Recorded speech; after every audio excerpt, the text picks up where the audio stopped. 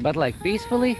Today I thought I will talk about my book, but then I think kind of no. I want to say thanks to the Lithuanians. Yesterday was like a blow in the Kaunas and Klaipėda. A few friends from there. Hello, braliukas.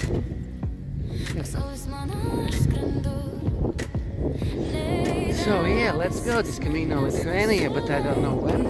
Someday. Maybe a little bit more Lithuanians. Then I maybe have like 3 places where to stay overnight. I don't know, maybe. And about the book, maybe today, maybe tomorrow. Maybe tomorrow. Today's feelings are kind of messy. I'm tired about all this video stuff.